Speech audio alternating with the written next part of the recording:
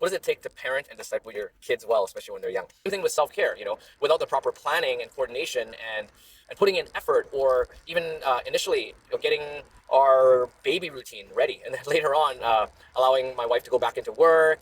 For me, that during the day, if I have to, or even early evenings before dinner, I remember even with our daughter, or even with our baby son now, just for exercise, I'm trying to redeem the time where I jog in the stroller with the stroller in our nearby park, just to get a little bit of cardio in to keep myself healthy, so that I can be healthy and have the energy and focus and kind of the stress release, with the dopamine, in order to just to survive each day, but also flourish each day. Um, I think more work is done in planning, so that, for example, there's a lot of commuting, a lot of driving to and fro, and even a little bit more effort in, for me, I enjoy listening to podcasts.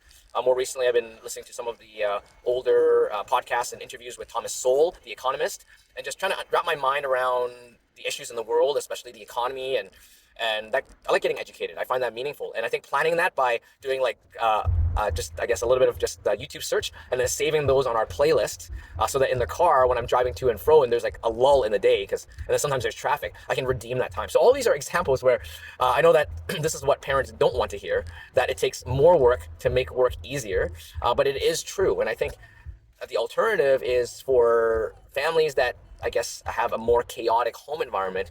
You'll end up, maybe if you don't put in the effort at the beginning, or at least as much effort in either planning or making sure you have a date to clean the house, or getting the scheduling right, or just, there's a lot of things to plan. It's just, it gets a lot more stressful later on. And I mean, it's not the end of the world, because your family will still survive, but I think the quality of life decreases. It affects mental health for some more than others.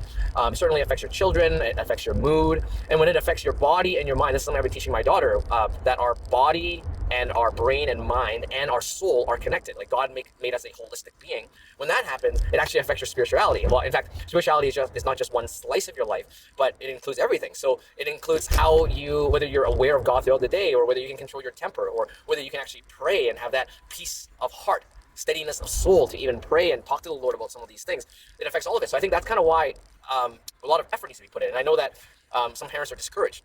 And my encouragement is that for husbands and wives to really, I think, start off with that date night. I'll just try to make it happen to see if some either family friends, and ideally family members or relatives or parents and in-laws, can just take the kids for couple of hours, 2 to 3 hours, maybe at least two, because you got to drive somewhere, eat dinner, sit down, come back, pick them up, for you to have date night. And in that date night, just to reconnect with one another, but also spend 30 to 40 minutes to talk about how your family is doing and how you can reorient your life, what needs to shift.